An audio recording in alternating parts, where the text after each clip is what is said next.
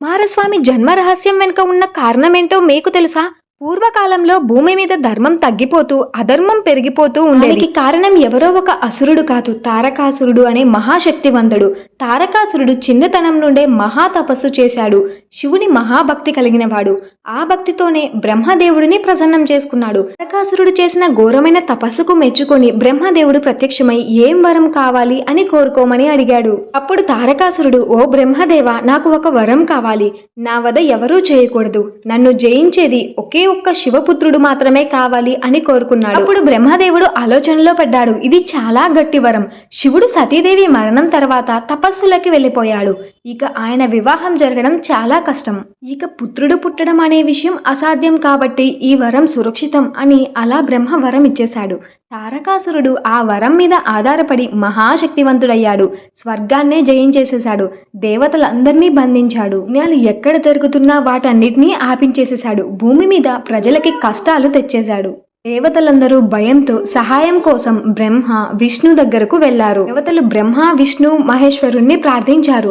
అప్పుడు ఇంద్రుడు, ఓ దివ్య దేవతలారా, తారకాసురుడు మమ్మల్ని బంధించి లోకాలను పీడిస్తున్నాడు. బ్రహ్మ వరప్రభావంతో ఎవరూ ఆయనని జయించలేకపోతున్నారు. కాబట్టి ఒకే ఒక మార్గం ఉంది. అదేంటంటే శివుడికి పుత్రుడు జన్మించాలి అని చెప్పాడు. అప్పుడు విష్ణుదేవుడు, అది నిజం, కానీ శివుడు తపస్సులో ఉన్నాడు. ఆయన సతీదేవి వియోగ దుఃఖంలో మునిగిపోయి ఉన్నాడు. ఇప్పుడు ఆయనను కలపడం చాలా కష్టమని అన్నాడు. అప్పుడు బ్రహ్మ, ఒకే ఒక మార్గం ఉంది. హిమవంతుని కుమార్తె పార్వతీదేవి శివుని భార్య కావాలి. ఆమె శివుణ్ణి ప్రసన్నం చేసుకోవడానికి ఘోర తపస్సు చేస్తుంది అని చెప్పారు. అప్పుడు దేవతలందరూ దానిని ఆమోదించారు.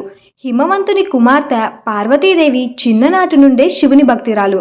ఆమె హృదయంలో ఒకే ఒక కోరిక, శివుడే నా భర్త కావాలి అని. ఆమె వనంలో కఠిన తపస్సు చేస్తోంది. రోజులు గడిచినా ఆహారం తినదు. ఒక్క పత్రహారం చేసి బతికేది. ఎండలో నిలబడి, వర్షంలో తడిసి, మంచులో వణుకుతూ కూడా తపస్సు ఆపలేదు. చివరికి ఆ శివుడు ప్రత్యక్షమైపోయాడు. శివుడు పార్వతీదేవిని అంగీకరించాడు. హిమవంతుడు మేనాడి మనవళ్ళు దేవతల సమక్షంలో శివపార్వతుల వివాహం ఘనంగా జరిగింది. దేవతలందరూ ఆనందంతో పూల వర్షం కురిపించారు. శివపుత్రుడు ఖచ్చితంగా పుడతాడు. తారకాసురుని వద తప్పదు అని దేవతలందరూ సంతోషంగా ఉన్నారు. పార్వతుల కలయిక అనంతరం శివుని దివ్య వీర్యం వెలువడింది. అది సాధారణ వీర్యం కాదు. అది అగ్నివలే మండే తేజస్సు. అది భరించడం అసాధ్యం. కాబట్టి దేవతలు అగ్నిదేవునికి అప్పగించేశారు. అగ్నిదేవుడు కూడా ఆ వేడిని భరించలేక గంగాదేవికి ఇచ్చేశాడు. అప్పుడు గంగాదేవి, ఓ దేవతలారా, నేను ఈ శక్తిని కొంతకాలం మాత్రమే భరిస్తాను. కానీ ఇంతటి తేజస్సు నదుల్లో సైతం ఉప్పొంగిపోతోంది. గంగలో ఆ శక్తి ప్రవహించింది. తర్వాత ఋషులు, దేవతలు అందరూ ఒకరికొకరు పంపించుకున్నారు. చివరికి అది హిమవంతుని అడవుల్లోని శరవణం అనగా గడ్డి పొదలు, సరస్సులు ఉన్న ప్రదేశంలో నిలిచిపోయింది. శరవణంలో ఆ దివ్య తేజస్సు ఒక చిన్న శిశువుగా రూపుదిద్దుకుంది. ఆ శిశువుకు 6 ముఖాలు వెలిశాయి. ఎందుకంటే 6 కృతికా దేవతలు ఒక్కొక్కరు ఆ శిశువుకు పాలిచ్చారు. ఒక్కొక్క కృతికాదేవి ఆయనకు తనవాడిగా భావించి పాలిచ్చడంతో 6 ముఖాలు ఏర్పడ్డాయి. అందువల్ల ఆ బాలుడు 6 ముఖుడు కార్తికేయుడు అని ప్రసిద్ధుడయ్యాడు. ఆ శిశువు ఒక్కసారిగా బాలుడిగా ఎదిగాడు.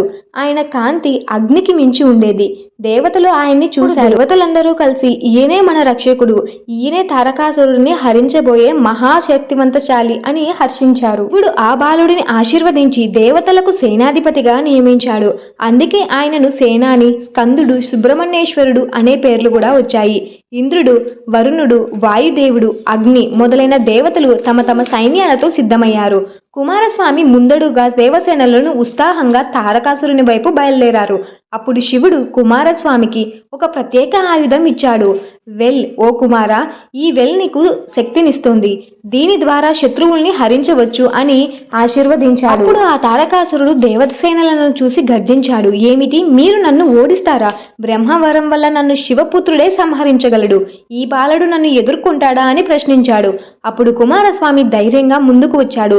ఓ తారక, నేను శివుడు పుత్రుడని, నీ దుష్టత్వాన్ని ఇక్కడ ముగింపు సిద్ధమవ్వు అని చెప్పాడు. వారిద్దరి మధ్య భీకరమైన యుద్ధం మొదలైంది. తారకాసురుడు మహాశక్తితో దాడులు చేశాడు. దేవతల సైన్యాన్ని తరిమేశాడు. కానీ కుమారస్వామి మాత్రం వెల్తో దివ్య శక్తిని ప్రదర్శించాడు. చివరికి కుమారస్వామి వెల్ తారకాసురుని గుండెల్లో పొడిచింది. తారకాసురుడు నేల కొరిగిపోయాడు. అలా తారకాసురుని సంహారం జరిగిపోయింది.